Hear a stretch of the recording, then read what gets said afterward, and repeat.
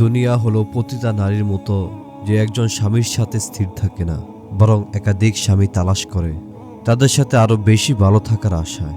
ফলে সে বহুচারিণী হওয়া ব্যতীত সন্তুষ্ট থাকে না। কবি দুনিয়ার উপমা দিয়ে বলেছেন, আমি দুনিয়ার সৌন্দর্য ও তার কাজের মাঝে পার্থক্য করেছি, কেননা সৌন্দর্য অসুন্দরের সাথে পূর্ণ হয় না।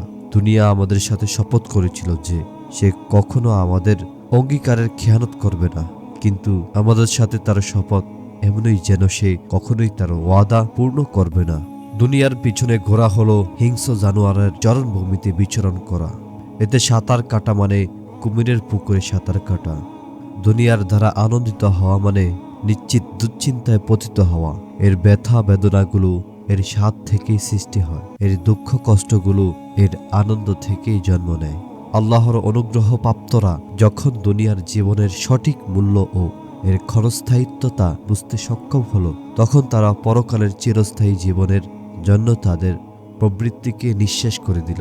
যখন তারা গাফিলতির নিদ্রা থেকে জেগে উঠতে সক্ষম হলো, তখন বেকার অবস্থায় শত্রু তাদের থেকে যেটুকু লুটে কেড়ে নিয়েছিল, অত্যন্ত ক্ষিপ্রতার সাথে তারা সেগুলো পুনরুদ্ধার করে নিল।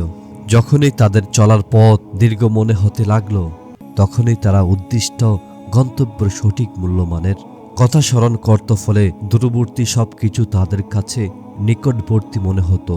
আবার যখন দুনিয়ার জীবন তাদেরকে তেতো করে ফেলত, তখনই তাদের কাছে মধুময় হয়ে দেখা দিত পরকালের স্মরণ, যার সম্পর্কে আল্লাহ তাআলা বলেছেন, হাযা ইয়াউমুকুমুল্লাযী কুনতুম তুআদুন। এটাই তোমাদের সেই দিন যার ওয়াদা তোমাদেরকে দেওয়া হয়েছিল। কবি বলেছেন, এমন বহু কাফেলা রয়েছে যারা সফর করতে শুরু করছে আর রাত তার আধার বিছিয়ে দিয়েছে ধুলায় দুঃসৃত অবস্থায়। ওদিকে প্রবাদ দরজায় ধন্দয়মান।